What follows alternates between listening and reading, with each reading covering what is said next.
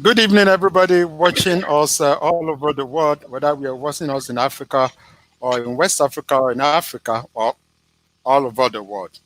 Welcome tonight. This is Singles and Spectacular.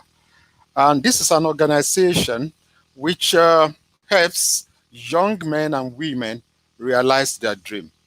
We focus especially on making people to have good relationship and good marriage in future. Tonight, I have lots of guests with me. To be candid, I have about 4 guests from different areas of life, from different walks of life, and from different locations. So I'm going to be introducing my guests to you, ladies and gentlemen. Uh, the first person I'll be introducing to you is Mr. Ikechukwu Christian. I call him Brother IK. Brother Ike, welcome to our show tonight. Welcome. You need to unmute your microphone and speak to our viewers. Welcome Thank tonight. you. Thank you. Thank you, All brother. right. Thank you, everybody, for Mr. joining. Brother Ike lives in the United States of America and is going to be joining us tonight. Okay. Welcome with me, Mrs. Hida Momo. She lives in Port Harcourt City in Nigeria. Welcome, ma'am. Thank you so much, Mr. Kolapo. It's a pleasure. All right. Thank you very much. Thank you. And if I were Kenya, Nairobi, Kenya, I bring to you my beloved brother, Paul Motito. I find it difficult to pronounce his name until he corrected me severally. Brother Paul, welcome to our show. Welcome to our show. You are pronouncing it right. Thank you. Good, good, Thank you. good. I love it tonight. And finally, I welcome to this show Dr. Kemi Olurinola. Welcome, ma'am. Welcome to our show. Thank you for having me on. All right, you are welcome. Everybody is on, and I can see that you can see us from where you are.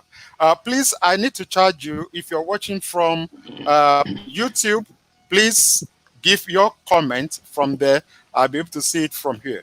And if you are watching from YouTube, drop your comments and your questions, and I'll be able to feed them to our guests. Thank you very much. But before we start, I need to show you the profile of my guests, one after the other. Just sit back and enjoy the show. Right? Thank you.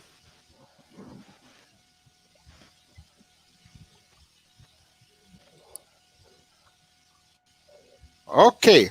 Um, the first one that's going to go is Mrs. Kemi Olurinola. This woman looks like a girl, but she's not. She's a lecturer at Olabisi Onabanjo University. She's married with 4 children, 3 boys and 1 girl. She's a Microsoft prolific trainer and speaker. She goes all over the world to train and speak. She's a wife and a mother. And she's so passionate about women and girls.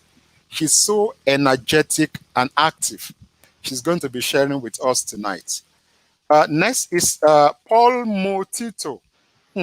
I need to know how to pronounce it so well. Okay. Paul Motito lives in Nairobi, Kenya. He's a husband of 1 wife, and the lovely woman is Jemina Paul, a father of 2 boys. He's a youth pastor and a worship leader, and he's a business manager and sales executive in Nairobi, Kenya.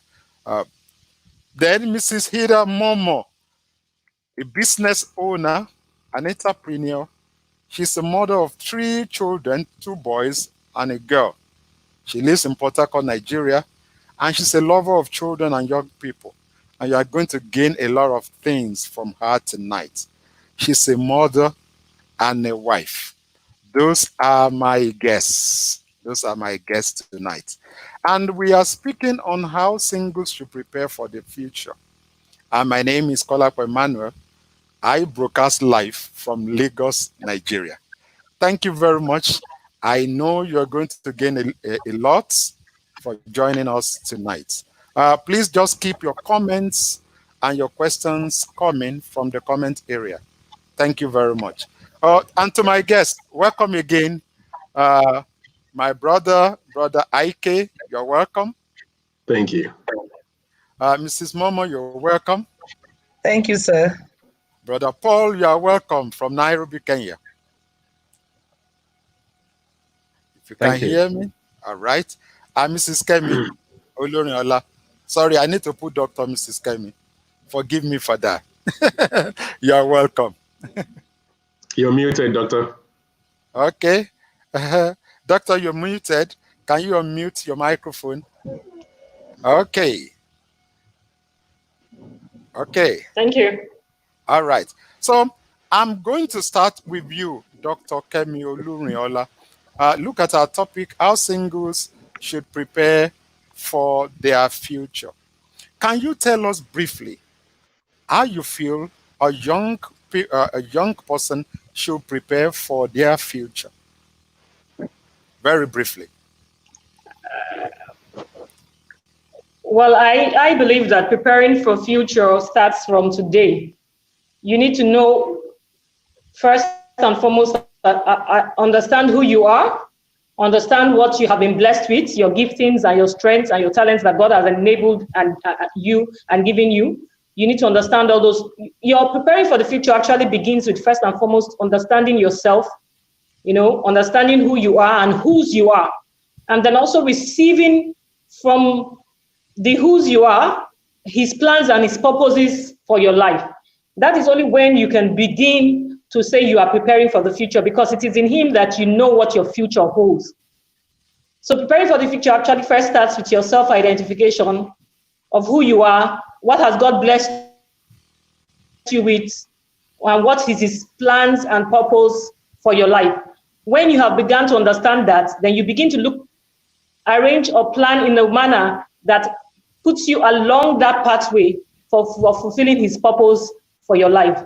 So like I said, just to say it again, preparing for the future actually begins with identifying who you are, who God has made you and what he has enabled you for, and what good works he has predestined for you to walk in.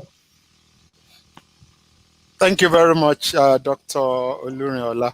I move on to my brother Ike. I call him Ike. Yes. As a young man, how would you advise a young man in his early 20 to mid 20 to prepare for life pursuits? To prepare for life, what was the last thing you said? The life pursuits. Okay. To continue with life. Yeah. Three things that comes to mind is explore, learn, and take risk. And those three things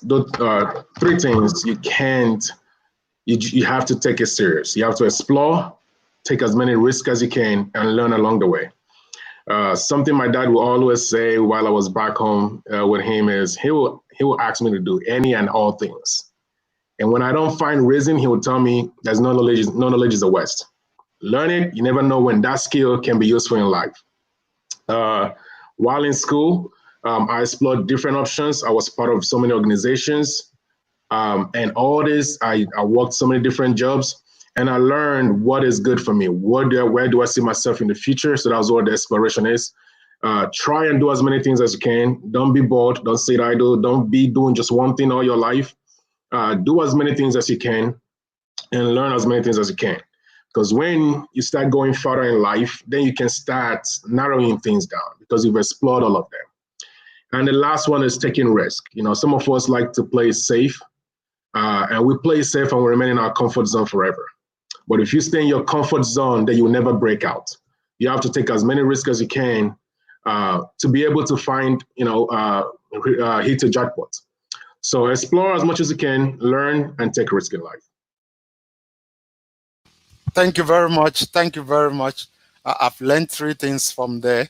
I want to move on to Mrs. Momo, and you need to unmute your microphone now. But we brought you to this platform because you are a mother and you have raised children who are grown up.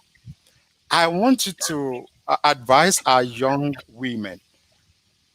How do they prepare for relationship? How do you think that young women should prepare for relationship? I think preparing for relationship, first of all, is there should be a place of decision. It's very key that you've made up your mind that there should be decision that you need to take.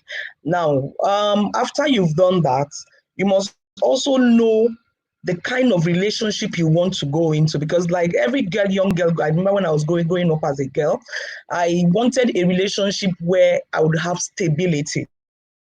To be having stability, it means that you're going to look out for that in that your partner.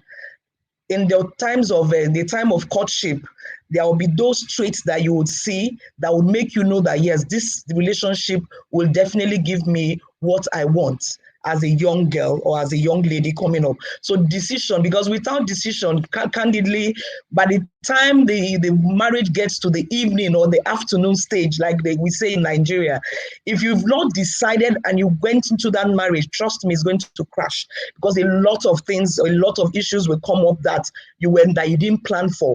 And then also very key is you should also be able to understand the weaknesses and the strength of your partner is very key.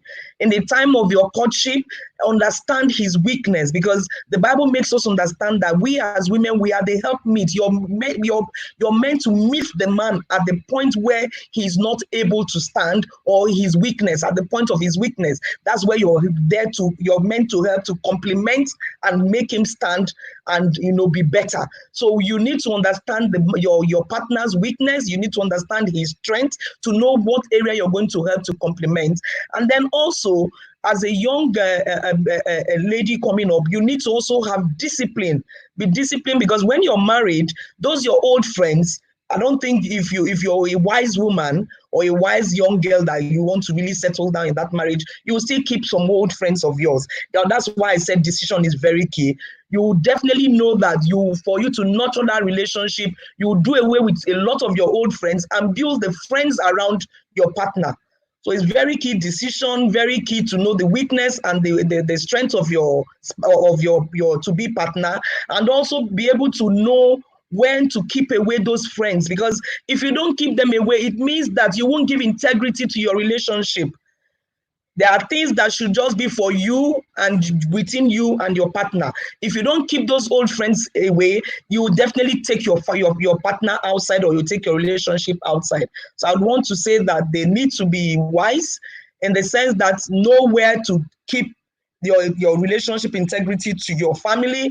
Know at the point before you're getting into that relationship the decision that you have made up your mind to go into that relationship, and also know his weakness and then his strength. I think with that you'll be able to you survive it. Thank you very much. I'm learning here. I'm really learning here. To Brother Paul Mutitu, I know you are a father, a young father. I want to say young father. And but I can see that you are a loving husband. I always see you and your wife every time. I follow you on Thank Facebook. you. Thank you. Thank I you. follow you on Facebook. Wow. Okay. Wow. Thank you. How would you advise young men to differentiate between praying and planning? Praying and planning. Praying and planning. Between Praying to playing. pray and to plan when they get into relationship. Okay. Assuming is the pray for praying or play for playing. So I would say that for young people, I can say the best thing that they can start with when they want to plan for marriage is first of all to know their God. I can tell you that if the Lord does not build a house, or he does not watch over a city, the watchman keeps awake in vain. And young men should be very serious. They should know that when you come into marriage, Christian marriage, we do not entertain games. We do not entertain breakups. We do not entertain divorce. So it's something they should take very serious, and they should be mentally prepared. Mentally, yes, knowing that they are no longer young, as our mom here, Hitha, has said, that there is no going back in these things. You have to be very serious about it. And when you prepare mentally, you know that there are some things like privacy. Your privacy, there is no more privacy in your life, that your privacy will be compromised. So you cannot come in with the life that you used to live. So when you are planning as a young man, you must know your God, you must prepare mentally, and you must prepare financially. And I believe with that, and then with a lot of prayers, you are going to make it.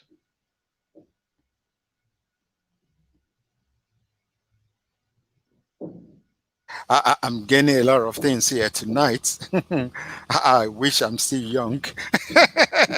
I'm not. Okay. I come to Dr. Kemi. I know you have big boys. That's why the father, you looking like a girl. You have big boys and you have a girl, 4 children. And I was wondering how you were coping with academic work, rigorous academic work. But I want to throw this question to you, Dr. Kemi. What do you think that a young woman should put on ground, and what she should look for in a young man that she wants to marry? Okay, so I will start with what should she put on ground before I answer the second part of the question. Okay. So what should she put on ground? First and foremost, the Bible says that he who finds a wife finds a good thing. So what you should put on ground first, it's working on yourself so that you can boldly say that whoever has found me has found a good thing. You work on the gifts of the Spirit, you work on the fruit of the Spirit, you work on long suffering, you work on patience, you work on love, you work on gentleness. You know, you ensure that you are someone who you would know that, you know, you have that self-confidence that I am an addition, I am a plus, I am a value addition. The Bible says in Proverbs that the husband trusts her because he knows she will do him no harm. You know, he can sit at the gates and be free because he knows that his wife has the capacity to handle. So you are not just waiting for somebody to find you, but you are building into yourself that good thing that God has called, and ensure that you are that good thing that God has designed you to be. You are sure that you also are a value addition to anybody who finds you, because the Bible says he finds a good thing and obtains favor. So he knows you. He knows that I found this person, and this person, like Proverbs said, will do our husband good. So that is what we as because there's this tendency to want to sit down, do nothing, and hope that one day some knight in a shiny armor will come and wicks you off your wherever it is you are, and all your problems will be solved. He will take care of you, take care of your family, take care of your needs, build you spiritually, build you academically, in every other way. You're demanding from a person what it's supposed to be between you and God, what God can do for you. So sometimes and then we put unnecessary expectations on our spouse. So that is what you can do for yourself. Ensure that you are working on yourself to become that good thing that God has called you. Then what do you look for? I would say that you look for what drives the man and not what the man drives. Because there's also a tendency to look at what he has, what he drives, what has he accomplished, and you're not looking, because if he comes from a family where they're all set, and so his father has bought him a car, his father has built him a house, his father has done all, though he has that inheritance, does he have the drive to multiply that if something happens and he loses all that? Where is the source of hope?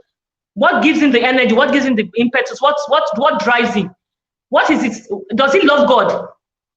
Because if you're looking for a man that would be loving you, first and foremost, ensure that this man loves God. Because if he does love God, he would love you. Because there are some things that naturally, even if he loves you, he will still do, but if he loves God, he will not do. So those are the things you would be focusing on. What drives him?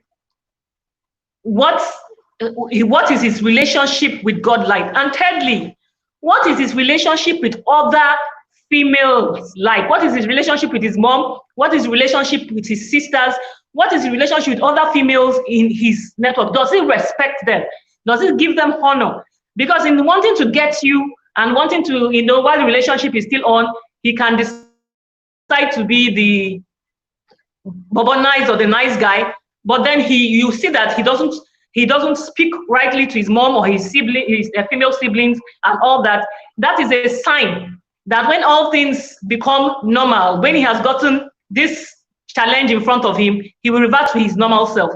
So please, I encourage women, all the young ladies out there, first and foremost, work on yourself, build yourself so that you can boldly say to yourself that with God, I know that I am a good thing and I'm a value addition to any man who finds me. Then secondly, what drives the man? What is his source? Where does he pull his strength from? What is his walk with God like? And how does he relate to other women in his natural environment? Wow. Fantastic.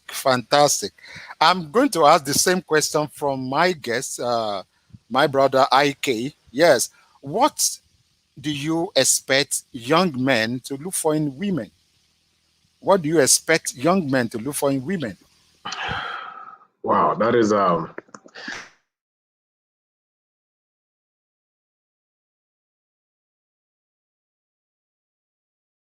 can't hear you.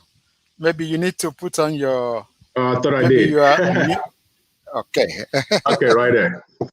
I was saying that is a tough question because everybody's list is different, and they also, like they said, one man's food is another man's poison.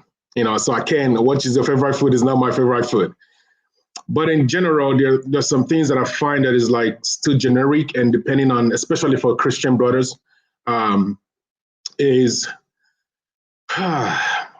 your question is a little direct than how I would like to answer it. Is what do you look for in a woman, as opposed to how do you really prepare for that courtship with a person? But for what you're going to look for in the woman, I expect it to be what you look for yourself, how you need to groom yourself to get ready to add that one person that you're going to be ultimately responsible for. Go ahead, please. Just go ahead. Go ahead. I wanted to talk to our young, Yes, so I would say one is very important because it's something I've learned. When I live my life and I come to very critical decisions, because I don't know the future, I hand it over to God. And I do my best. I do all my preparations. I do everything that I could possibly do as a human. But ultimately, at the last step, I tell God, if this is for me, let it be for me. If it's not for me, take it away. No matter what it's going to cost me, I don't care. If you think it's not for me, I don't want it. So while you make that plan, while you make those decisions, while you look for all that you look for, always keep that in mind. And also know that when you ask God to take absolute control, you understand what that means. It could mean life, it could mean death, and you need to be ready to welcome it. So in that aspect, putting God as the center of everything is making sure that you have a devotional life and the person you're looking for has a devotional life.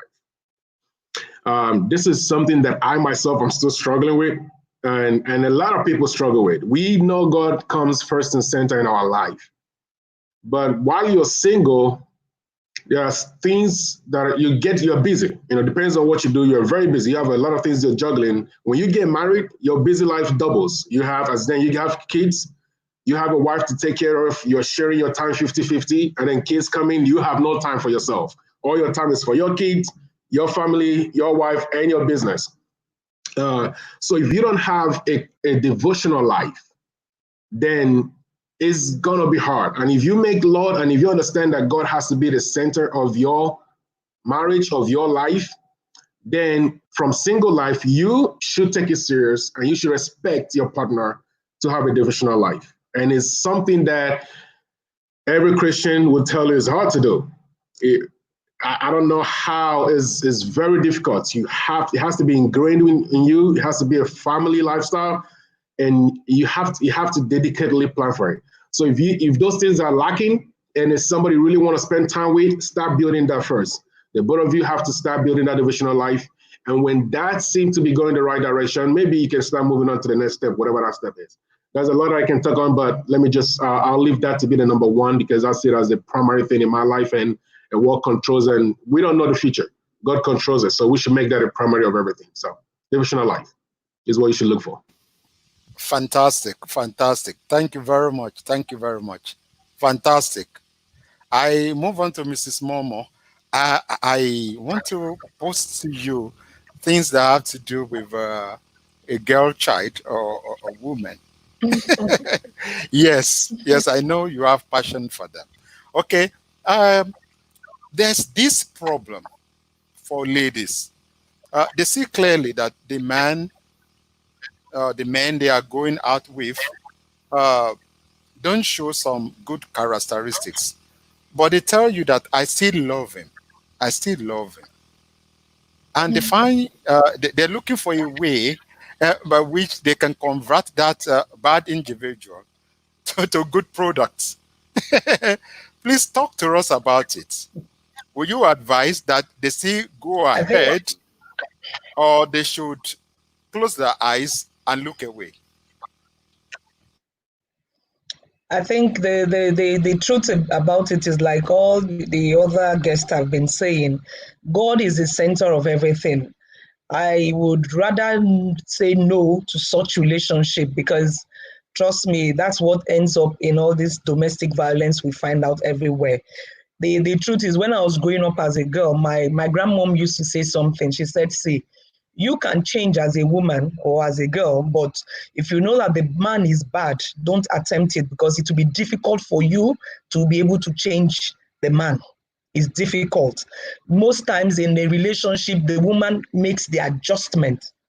Do you understand? Because whether we like it or not, there's that egocentric nature in men generally.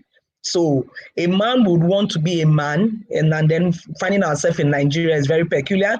A man would want to be a man. So when you know that there are some certain traits that you cannot change as a woman, I would say no to that relationship, because if you do that, it ends up that you will be very unhappy in that relationship. There'll be a lot of regrets, and then before you know it, it trickles down to the children.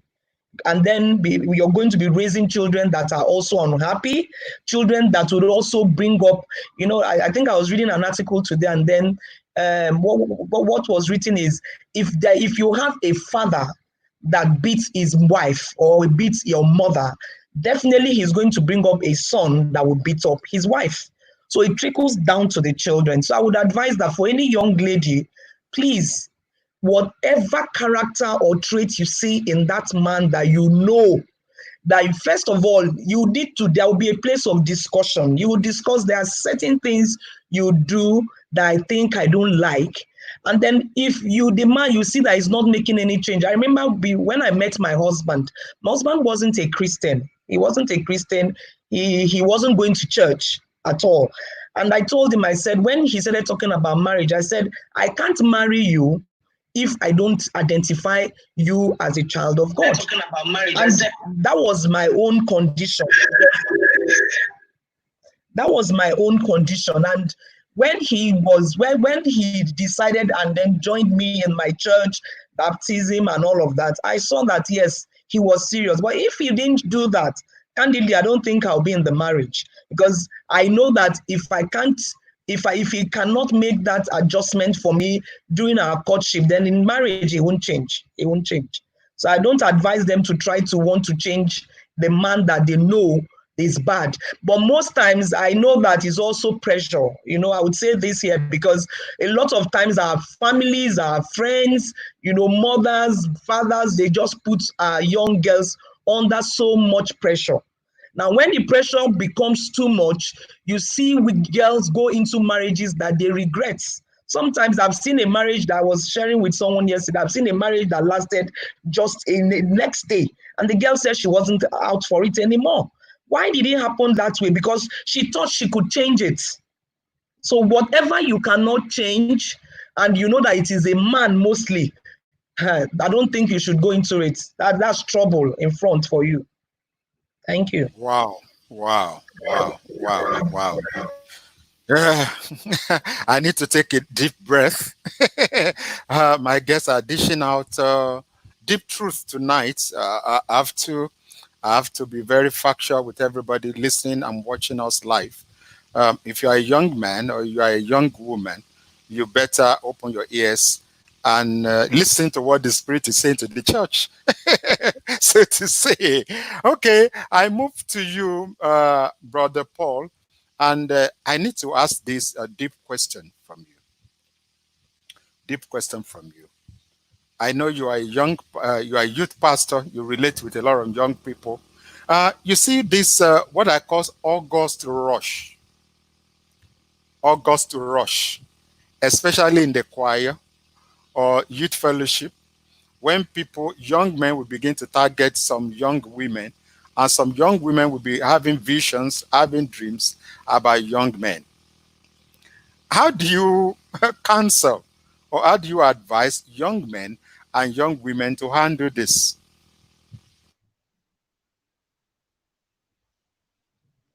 Okay, thank you because of the question. I understand that when I advise young men and women concerning some or something like this, I usually tell them to differentiate between love and lust, because love endures, but lust, it takes just a moment.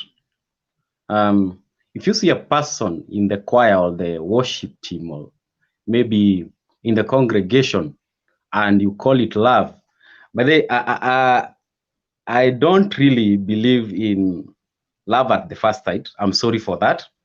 But there are people who believe in that, and I don't say it's bad. But I know that love goes through stages. Like personally, when I met my wife, she used to be my friend. And I can tell you, I have seen fruits of marrying my friend. Because when I was in that church, I did not see a person who I can sleep with, but I saw a person that I care for. So if I care for a person, I will not be led by lust. So anyone who comes and they fall for a girl in the choir at a go, that lady should be very, very careful, because the Bible says that women are weaker vessel, and I don't advise young men to go playing with hearts of young ladies, because some of these ladies have not gone through experiences that may make them strong enough to say no to such of these young men. So I believe these young men who go enticing young ladies, they should first of all know their God, as I said earlier, because the knowledge of the Holy One leads every Christian. Now, for these young ladies, my main point is differentiate between love and lust. And when you differentiate between that, you are good to go. You will not fall for anything that comes in the name of love. There is love, there is lust. Thank you. Fantastic, fantastic, fantastic. There is love and there is lust. We must be able to differentiate between the two. Thank you very much, Brother Paul Motito. Yes, I'm getting it right tonight. I know so. Okay, Dr. Olunola, I'm going to be coming to you. I know you're also passionate with girl child. You always talk about girls and talk about women. And now, how can we actually differentiate between men who truly love and men who are players? Okay. Well, the truth is, the person who sees beyond your physical activities, physical structure, the person who sees beyond what he can get from you. I used to have a conversation with a young lady, and she had a number of options. And I just began to ask questions concerning these options that she had. And I said, when last has this, let me use option A and option B. So I said, when last has option A asked you about what your plans are after school? When last has option A asked you about what your challenges are in the university? What your grades were in a particular course? How are you faring? What are you coping with? You know, because option A had more financial standing than B, so she felt that was a more secure option. He had a good job, he had a car, but she did most of the calling, she did most of the looking for and all that. Like, as far as I was concerned, she was the one who was running after that relationship. And B, who didn't have the car, and that's very high, always checked on her, asked her how she was doing, wanted to be sure she was feeding well, spoke to her concerning her program in the university, as in a final year, what was her plans and all that. And I said, you could clearly see that this is somebody who's interested in you and not what he can get from you. So if you check your discussions, check your conversations, check your messages, check your actions. What is it weighing more on? Is it about making you a better person? Is it about giving so that you could be a better person, or ensuring that you achieve more, or you make progress in life? Or is it about what they can get? When are you coming? When are you cooking? Or wanting to touch you, or just spend all the time that you have together talking romance and sex? So when you weigh your conversations or your activity, you're able to see, look, is there a sense in what we are doing, or is this just about some passion that we're having at this point in time? If all these things, if I stop sleeping with you, if I stop allowing you to touch me, if I stop allowing you to do some certain things, what will this be the depth of this relationship? Is there any depth outside the physical? Are we praying together? Are we looking at God's face together? Are we planning together? Are we giving? Are we trying to do each other when it comes to giving to each other, or encouraging each other, or helping to push each other forward to achieve what God has called us to do? So when you look at that, when you're able to see from your conversation or your interactions, and you will see the weight, if it's truly an issue of this person loves me for me, or this person is just carried away with what he can get, or what my looks are and what my physics is right now. So that is one simple way to actually test for that, by sieving your interactions and your conversations and looking at where they are tended to. So that's one way you can actually see between somebody who really is interested in you for you, or somebody who is just interested in the heat of the moment. Thank you very much, Dr. Oluriola. I move to my brother, Mr. Ike. Yeah, there's these two C's that I've been talking about to young people. The first is chemistry, and the second one is compatibility. Which one would you go for? Chemistry or compatibility, and why? Why? Wow. That is very interesting question. Wow. And I almost want to say I can put two of them on a scale of lust and love, which I also see the audience kind of asking, how do you differentiate those? Chemistry is very important. I don't think you can do without any. You can take away any. Two of them has to be there. There must be a chemistry for you guys to understand each other and tolerate each other. Compatibility on the other end is a must. Is almost like a sacrifice. So I'll say, unless I'm misunderstanding what a compatibility means to you, but to me that is sacrifice, is because you're gonna share everything 50-50. You like, if you have private lives, you like watching TV alone, you like watching movies alone, you like closing the door when you're in the room, all that goes away when you get into marriage. So everything is 50-50. You have to make a lot of sacrifices. And chemistry is also important. You just have to connect with a person. It's also like business. When you're in business, you have to have a chemistry with the person you're co-partnering with. If there's no chemistry, you guys are just gonna be walk, and it's just like you just are going through, but you guys never meet. So you need both. You have to seek for the chemistry. There has to be a connection that you guys laugh together, you guys spend good times together, you guys tolerate each other. And obviously, when you have chemistry, you tolerate each other. You become a little bit compatible.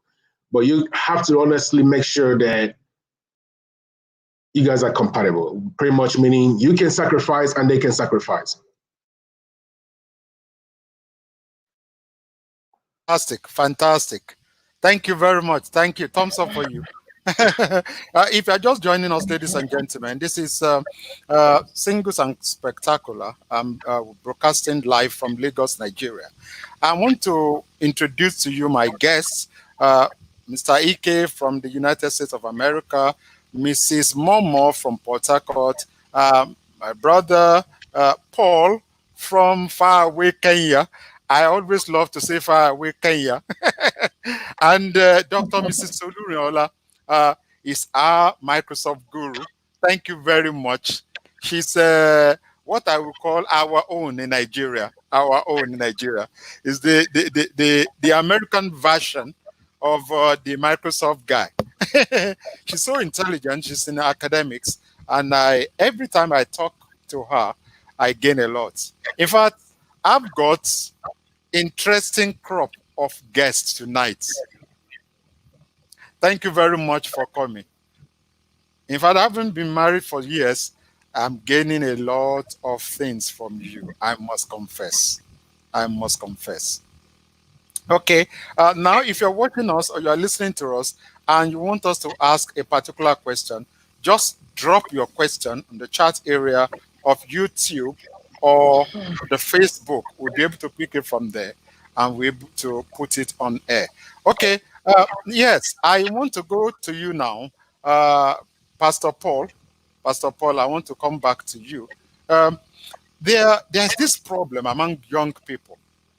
They will say that they have prayed and they've gone to the girl to propose to the girl, but the girl will say that she's not convinced. How do we sort this out?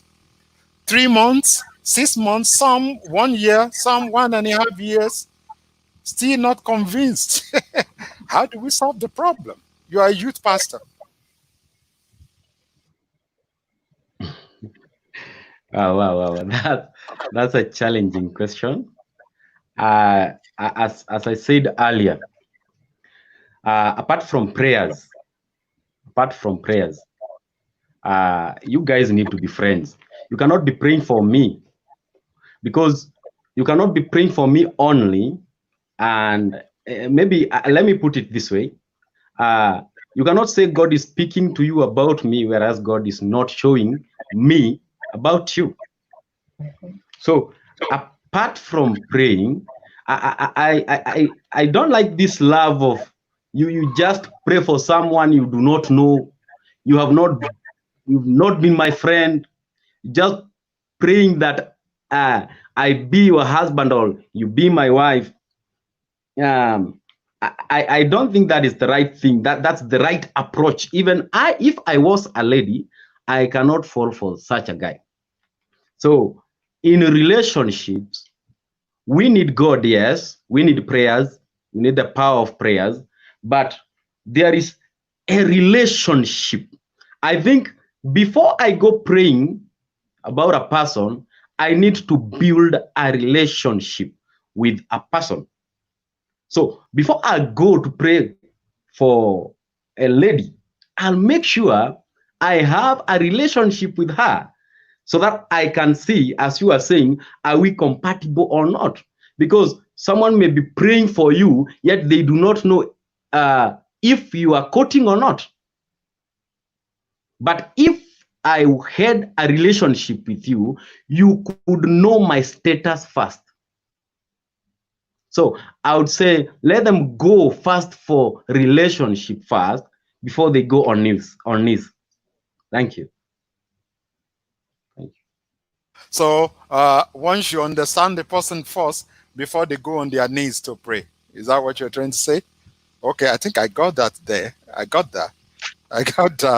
Okay, Dr. Kemi, I want to Well, ask this. can I say something? Yes, because Okay, because can I say something? one of our viewers has a question for you. But go on, because before I pose a question to you. Okay. No, let me have the question, then I will answer. I will answer everything together.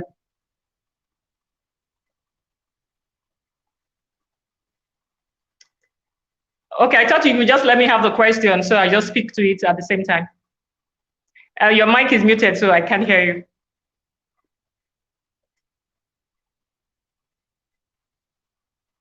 That's the question on the screen. You can read it yourself. You can read it. This lady, okay, I think, who should be calling more? Okay. So can you throw more light on that? Okay. So who should be calling more? Okay. So before I answer the question, I just want to say something alongside what Pastor said, and I agree with the relationship part, getting to know the person. Even if you did receive from God that this was going to be your wife, it only makes more sense that you start out from, there's no one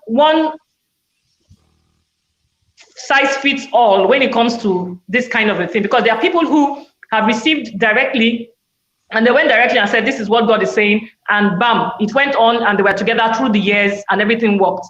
There are other people who built it up from the relationship basis first, and then before they now popped up the question and all that. So the truth is, answering your question, I would say that there is a how you walk with God, and there's a how he deals with you.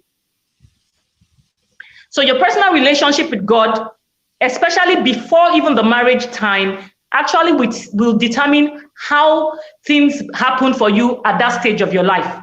And like I always tell people, don't wait until the time of marriage before you begin to seek God's face concerning his will in other areas of your life. If you've already learned the pattern of seeking God's will for your life in any area, what you wear, what school you go to, what job you pick out of the options you have and all that, when it comes to the issue of marriage, it will be like a norm. It will be the same thing. You've always been on your knees. Don't wait until the time for battle before you prepare for battle.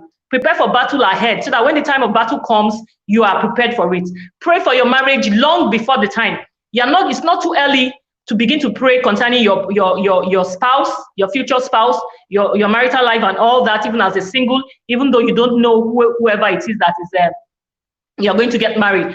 When you have loaded up your prayers at that time, when the season comes, you will be clearly guided. So whether you need to hear a voice from behind or see a writing on the wall or just a natural relationship that will blossom into marriage, it depends on how you have normally been walking with God and how he has been leading you, and that will lead you in that path.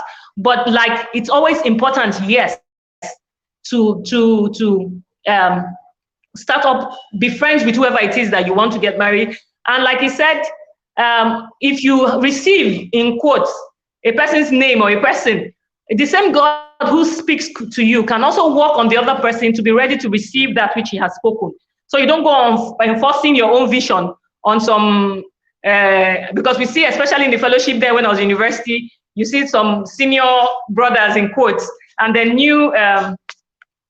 these new entries into the fellowship, they want to use their spirit to kind of harass them into accepting their relationship and all that. So if God has spoken to you concerning the person, while you befriend the person without yet popping, you would also pray, and then God will work on the person to be ready to receive your message. And at the right time and the right season, things will click.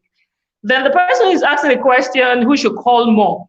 Well, who should call more really isn't the question. It really isn't, will I say, the question, because sometimes the job's demand or life demand of a particular person or the person you're dating may not permit the person to call you often. But you will know somebody who has time for you. That's what is most important. So even if he has a 30 minutes break or 2 hours break, within that period, he finds time to say hi. Oh, I'm just breaking up, I'm going back in the next 5 minutes or whatever. Even if he hasn't spoken to you called you in a day or two, he finds somehow to connect. And when he does call, he gives you full attention at the time that he has the time. There are some people who so it's really about who is calling more often. If you have more time in your hands or more access, you can actually be the one to be calling more often, but you know that this person gives you full attention. You know that this person, when he's with you, he's with you. He's not distracted and he's not rushing you off. So it's really not about number. It's not really about, is it 5 to 5? 5 times I give, 5 times I collect, but it's about value. It's about the quality. So even if he has one day off from work, how does he spend that time with you? Does it really give you that full attention that you need when he has the time? So that's what one should be looking at, not really the number of who calls more than who doesn't. Because sometimes our lifestyle may not let us call as often as we desire to call. And so it shouldn't be read as he doesn't have my time. So we need to understand that too. Much, Doctor. Thank you so much. Ms. Aike, somebody is asking you this question, but I'm going to add one to it. You live in a society where people don't take so much importance, or let me frame it this way. They don't put much importance into character, because people just behave the way they are. But what do you see? I know you're an African child. Well, you're living with a white. What do you see to character? The key value of character in relationship and in marriage? It's very important. It's just like saying quantity over quality. Character is a quality. And it all comes from building yourself, and also making sure that the person that you are connecting with builds themselves. Character is about the inner person. It's when the whole makeup is off from the person's face. Who do you see inside? How does the person live their life? What is their value? Who are they about? And it's like when you go to interview question, they say, describe yourself, or how would your friends describe you? What are those things that your friends are going to say about you? That is your character. That is who you are. And that is going to be the person that you're going to be married to. So if you sit down and try to describe somebody and you list some things and they seem superficial, you see it's like, oh, it's a fun person. This person likes to party. This person likes to have fun. She's fun to be around. And that is all you can really summarize about that person. Then they are lacking some deeper character, deeper value that you're going to need in life, in marriage. So character is very important. Is really what is going to sustain you guys past when you're outside, past Facebook, past Instagram, YouTube, and all that. When you're coming home, what you're going to face is that person's character. And that's what is going to sustain your marriage. You mentioned something that I wanted to ask you, but you touched on it. I'm still going to quickly ask you before you go. What do you see into social media relationship, Facebook dating, WhatsApp dating? I'm coming to the ladies. I'm going to ask you this same question. I'm coming to you, ladies. Again, everybody's one man's food is another man's poison. What I like might not be what somebody else like. What works for me might not be what's going to work for somebody else. And what works for somebody else might not be what works for me. I bet, I don't have any example to cite, but I'm 100% sure. No, I can't be 100% sure. I bet there are marriages that have started from online and they've lasted forever. They've lasted to their gray age, depending on when Facebook and Instagram and all that started. But I don't think I can rule it out. But I would just say is an area where one has to be very careful, and one has to really be able to sit down and analyze more than they would do when they're with someone face to face. When they met somebody through school, through work, through college, physically, and have built a relationship like most of us has hinted on, as opposed to you met this person online, the person messaged you online like, hey, I like you, because really, what do they like? They like your picture. They like most things you post are pictures, unless you're somebody who does a lot of speaking that they've connected with, like Dr. Kemi is a speaker. So if they'll be following Dr. Kemi and listen to her, they can now, even though they haven't met, they know Dr. Kemi's value, they know the character, they know the things she believes in, then that's a little different. But if all the person knows about you is your pictures, your party pictures you post online and videos of you having good life, then you have to really challenge what does the person really want? What is it that they really like about me? You have to ask them that questions, and most times you realize they really can't answer it, or it's just going to be a superficial answer. So is a ground that is, I wouldn't rule it out. It's just you have to tread carefully and really be honest to yourself about why you're doing it. And so very important is try to remove yourself from the picture and try to listen to somebody. Who are the mentors in your life? Who do you listen to? Who is a person that tells you the truth? Bring them to the picture, let them know what is going on, and allow them to give you their honest opinion. And really listen to them, because they will be the one to take away the emotions out of your feelings and give you the honest truth. And then most times that corresponds with what you're not trying to listen to inside your head, inside your voice. Thank you very much. Thank you so much. I appreciate that. You won't believe that we've spent 55 minutes and we just have 5 minutes to go. And a lot of people are doing something back end, and which I can just answer all their questions, but because there's no time, they're firing some questions to Pastor Paul, Mrs. Momo. The question on the screen is for you, but we don't have that time for you to answer that. I'm very sorry, Ma, because I know you've been looking at the question and you want to really answer, but we won't be able to do that. But lastly, the last thing I want to ask you, Mrs. Momo, what's the value of finance in a relationship that will lead to marriage? Finance. Well, for me, I would say that finance is important. It is important, mostly when it has to do with the man. It's very important. But I also don't solely believe that a man must be financially buoyant to go into marriage. Now, but all of that boils down to the partners. Do you understand? And that is where they need to really understand each other and discuss.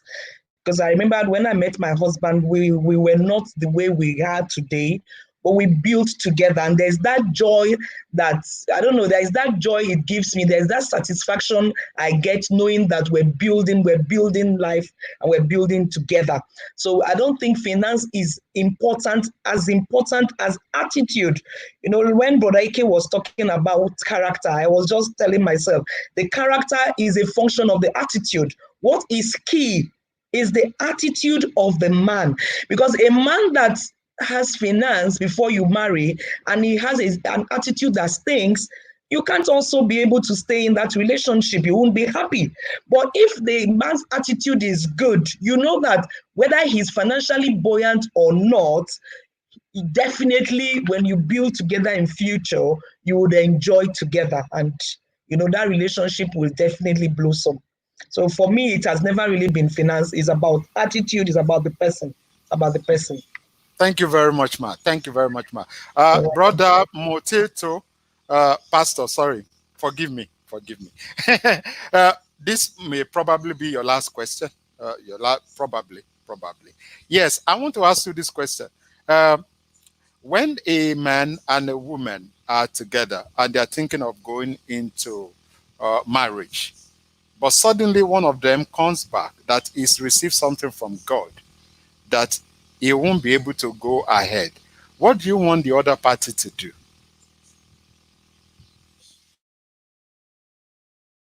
I hope you could hear me loud and clear. Yes, I've gotten you. First, you can call me any name. And if you call me brother or Paul, I'm okay with all. Now, you cannot force someone to marry you. You cannot force someone to marry you.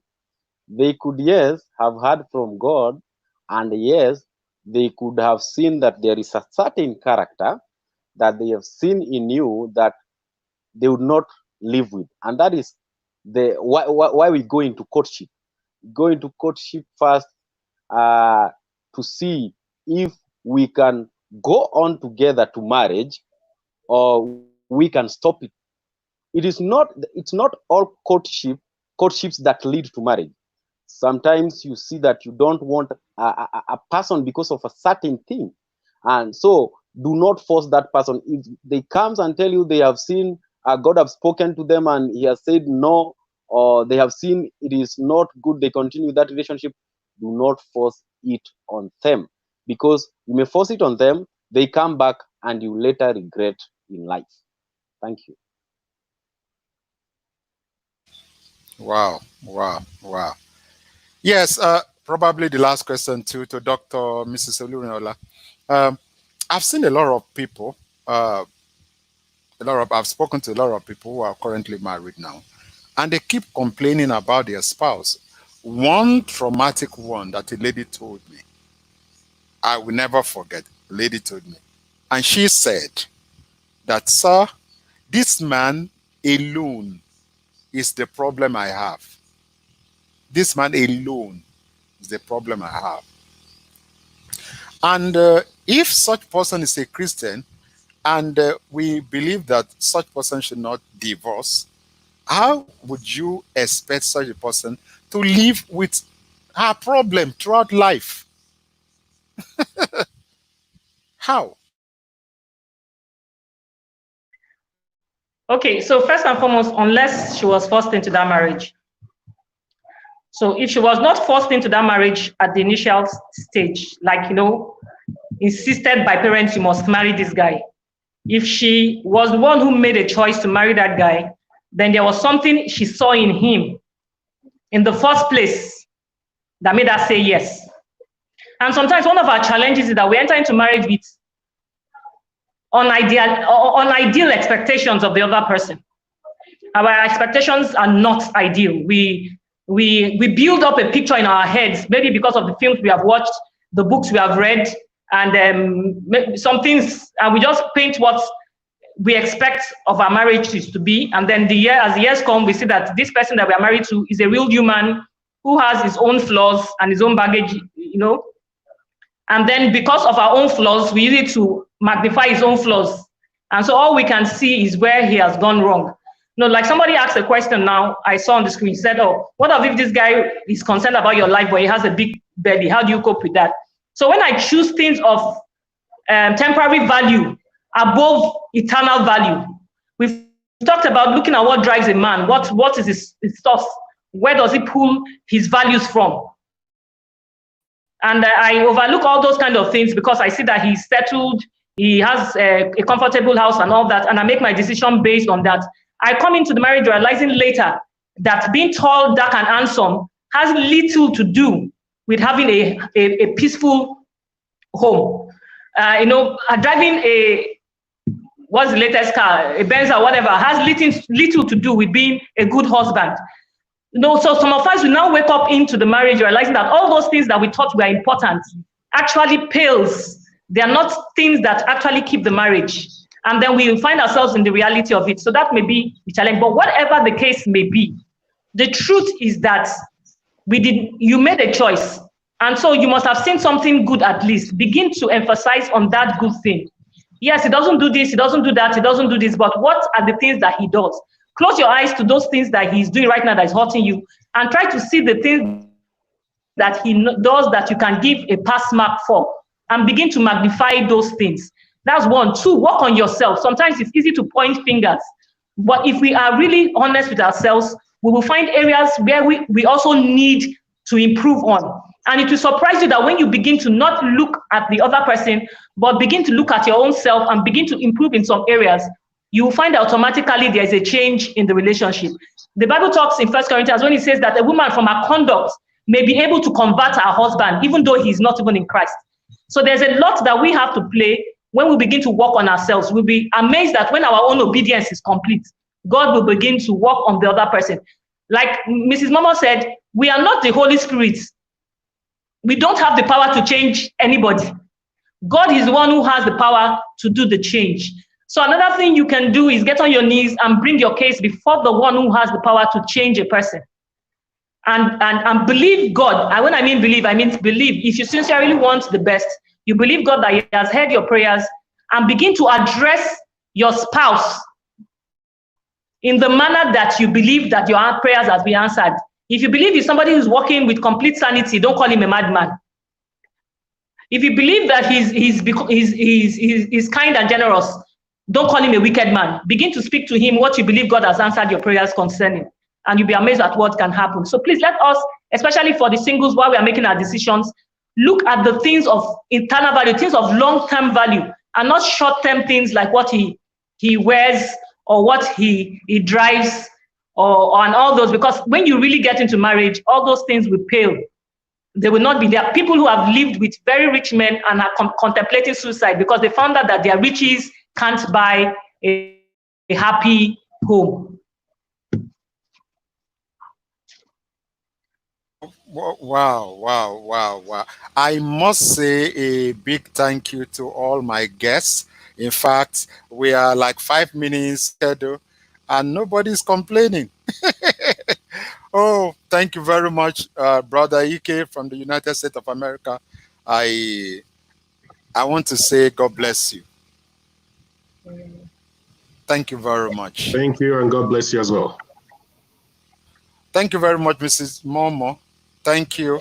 I know if you call you next time, you are going to come on this show. Thank you so much, man.